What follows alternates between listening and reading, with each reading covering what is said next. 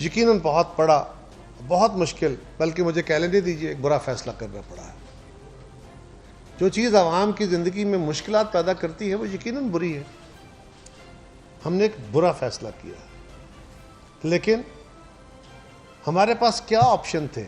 ये फैसला करते या इंतहाई बुरा फैसला करते कि अगर हम ये नहीं बढ़ाते तो इसके सर्कमस्टांसिस क्या थे? उसके सर्कमस्टांसिस की सूरत में अगर पाकिस्तान को बैरूनी जो सपोर्ट मिल सकती है, वो IMF से हो, वो सऊदी अरेबिया से हो, वो बाकी ममालिक से हो, बाकी फोरम्स से हो, एशियन डेवलपमेंट बैंक से हो, वर्ल्ड बैंक से हो, अगर वो भी रुक जाए और पाकिस्तान खुदा न खास्ता डिफ़ॉल्ट की तरफ चला जाए तो उसके क्या माने हैं? इस वक्त आप यस, मैं बिल्कुल इकरार कर रहा हूँ कि ये एक मुश्किल फ़ैसला था, तकलीफ़ दे फ़ैसला है और हमें ये बात बिल्कुल तकलीफ़ में है। लेकिन आपके पास ऑप्शन ये थी कि या आप पानी में गिरें या आप खाई में गिरें। ये फैसला करके पानी में गिरे ताकि हाथ पांव मार के शायद पानी से बाहर निकल पाएंगे। अगर आप खाई से गिरे होते तो बचने का कोई रास्ता नहीं था। ये एक फ़ैसला करना पड़ा है, यकीनन बहुत मुश्किल है, और इसका इलाज टारगेटेड सब्सिडी है। ये बात भी ज़रूरी है कि हम पाकिस्तान के अवाम को बताएं कि मुल्क के अंदर इस वक्त कोई 20% के करीब या 15-16% के करीब पेट्रोल जो है वो मोटर बाइकर्स या छोटी गाड़ियों वाले थोड़े जो तादाद में इस्तेमाल करते हैं वो है। बहुत बड़ी तादाद में फ्यूल जो है ये उमरा इस्तेमाल करते हैं। एक बंदा जो 20-30 लाख की गाड़ी लेके चल रहा है, या 50 लाख की या करोड़ की या 2 करोड़ की या 10 करोड़ की गाड़ी इस्तेमाल कर रहा है, वो भी सब्सिडी वाला तेल इस्तेमाल करे और 1 लीटर पेट्रोल डलवाने वाला 70 सीसी होंडा में या एक रिक्शे में वो भी सब्सिडी वाला तेल इस्तेमाल करे, ऐसी सब्सिडी मुमकिन नहीं है और ना मिलनी चाहिए। अगर हम उस टारगेटेड सब्सिडी की तरफ जाएंगे, यही पाकिस्तान का इलाज है। ये एन ब्लॉक सब्सिडीज़ का अमल रोकना पड़ेगा। देखिए, हुकूमत के पास क्या रास्ते थे। अगर हमारे ऊपर फाइनेंशियल कंस्ट्रेंट्स आए तो आपने यकीनन ये फैसले भी करने थे, दूसरे फैसले करने थे कि आप अपनी इंपोर्ट्स को इस सूरत में करें कि आपके डॉलर की कंजम्पशन कम हो। गवर्नमेंट ने इंपोर्ट बैन की है बहुत सारे आइटम्स की, हंड्रेड्स ऑफ आइटम्स की। अब ये साजी फौरी तौर पे क्यों नहीं करती? इसलिए नहीं की कि उसके अंदर WTO है, उसके अंदर बायलैटरल ट्रेड के साथ बहुत सारे मुल्कों के साथ मुआहदे हैं। अगर आप यूनिलैटरली अपने तौर पे बैठ के मुआहदे देखे बगैर, उनसे बात किए बगैर ट्रेड बंद कर देते हैं, ऐलान कर देते हैं और जवाब में वो भी वही अमल कर देते हैं, तो फिर आपके पास क्या रास्ता रह जाता है? क्या हम उसमें सर्वाइव कर लेंगे? असद जरदारी इस मुल्क की बहुत बड़ी बीमारी, और उसको बीमारी क्या है? पैसे की बीमारी है। वो पैसा देखता है तो उसका जिस्म कांपना शुरू हो जाता है, उसकी कांपें टांगनी शुरू हो जाती है। तो जरदारी उधर नवाज शरीफ और इसका खानदान ये इस साजिश का हिस्सा बने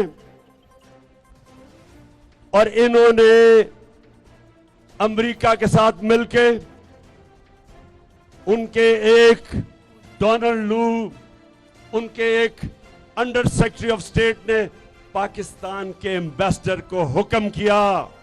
इनमें और हमारे में क्या फर्क है? इनकी जो लीडरशिप है वो बाहर बैठी हुई है, पैसा बाहर है, घर बाहर है, जायदाद बाहर है, बिजनेस बाहर है, बच्चे बाहर हैं। इनको क्या कि पाकिस्तान में क्या हो रहा है, इनका पाकिस्तान में क्या स्टेक है? उनको क्या फर्क पड़ता है कि यहां लोग महंगाई के समुद्र में डूबेंगे?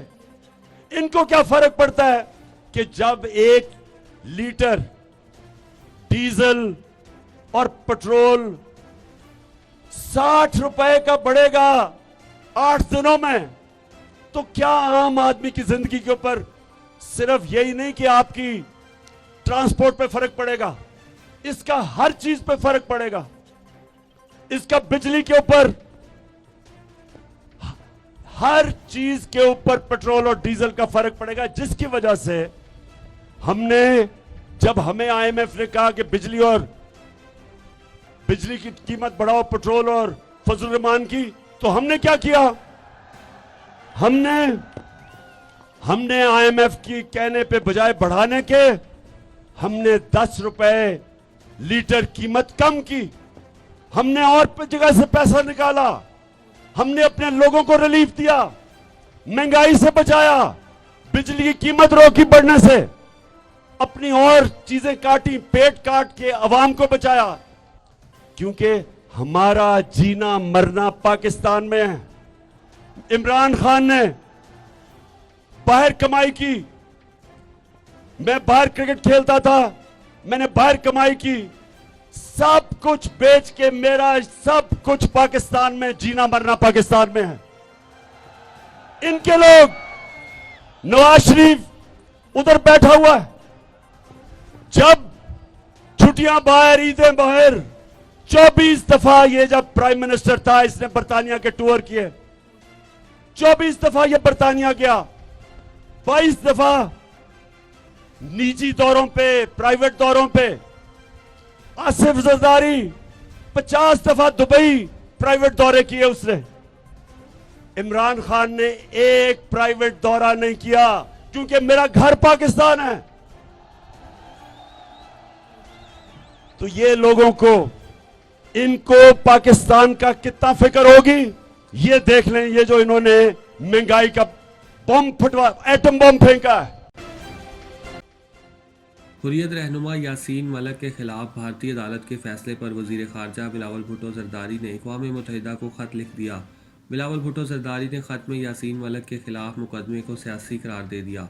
वजीर खारजा बिलावल भुट्टो ने अपने खत के मतन में कहा कि यासीन मलिक से भारतीय जेलों में नारवा सलूक रख कर आलमी कवानीन की धज्जियाँ उड़ाई गईं। यासीन मलिक के खिलाफ भारतीय इल्ज़ामात बेबुनियाद हैं। आज़ादी की जदोजहद को दहशतगर्दी करार देने की कोशिश हो रही है। बिलावल भुट्टो ने अक़वाम मुत्तहिदा को ख़त में मज़ीद कहा कि भारतीय रवैये को अगर मद्देनज़र रखा जाए तो इस बात का खदशा है कि यासीन मलिक को दौरान हिरासत शहीद कर दिया जाए। अक़वाम मुत्तहिदा के सेक्रेटरी जनरल जम्मू कश्मीर के पुरअमन हल के लिए अपना किरदार अदा करे। ख़त में मज़ीद कहा गया है कि अक़वाम मुत्तहिदा हिंदुस्तान पर जोर दे कि वो बेबुनियाद इल्ज़ामात पर कैद तमाम दीगर कश्मीरी रहनुमाओं को रिहा करे। अमरीकी सदर जो बाइडन ने कानून साजों से असलहे की रोकथाम के लिए सख्त कवानीन मंजूर करने की अपील की है ताकि फायरिंग के वाक़यात पर काबू पाया जा सके। फ्रांसीसी खबरसार एजेंसी के मुताबिक सदर जो बाइडन ने अपनी अपील में हमले में इस्तेमाल होने वाले हथियारों पर पाबंदी का मुतालबा भी किया है। सदर जो बाइडन ने अपने खिताब में कहा कि हम और कितना कत्ले आम का सामना कर सकते हैं, हम अमरीकी अवाम को दोबारा नाकामी से दो चार नहीं कर सकते। उन्होंने रिपब्लिकन सेनेटर्स की अक्सरियत की जानिब से सख्त कवानीन की हिमायत से इनकार की मजम्मत करते हुए इसे गैर जिम्मेदाराना रवैया करार दिया। अमरीकी सदर ने कहा कि कानून साजों को हथियारों की खरीदारी के लिए उम्र की हद 18 से 21 साल तक बढ़ानी चाहिए। उन्होंने कानून साजों पर जोर दिया कि वो आतिशे असले के महफूज ज़ख़ीरे को लाजमी करार देने और असला बनाने वालों को उनकी मसनूआत के साथ होने वाले जराइम का जिम्मेदार ठहराने के लिए इक़दाम करें। बाइडन ने कहा कि गुज़श्ता 2 दहाइयों के दौरान ड्यूटी पर मौजूद पुलिस अफसरान से ज़्यादा स्कूल जाने वाले की उम्र के बच्चे फायरिंग से हलाक हुए। इसके बारे में सोचें। उन्होंने अपने खिताब में एक नौजवान तालिब इल्म का हवाला दिया जिसने टेक्सास की एक एलिमेंट्री स्कूल में मुसल्लह शख्स से छुपने के लिए मुर्दा हालत में पाए गए हम जमात का खून अपने ऊपर लगाया था। बाइडन ने कहा कि यहाँ अमेरिका में बहुत से दीगर स्कूल, बहुत से मुकामात हैं जो कत्ल व गारत के मैदान बन चुके हैं। रिपब्लिकन कानून साजों ने असले के कंट्रोल के लिए सख्त कवानीन की मुखालफत की है।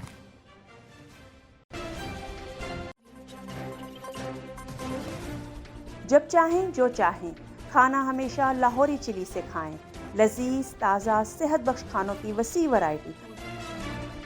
Lahori chili restaurant and sweets, 1026 Coney Island Avenue, Brooklyn, New York. Manager Amanullah Farooqi. 9294342698 718-859-1400।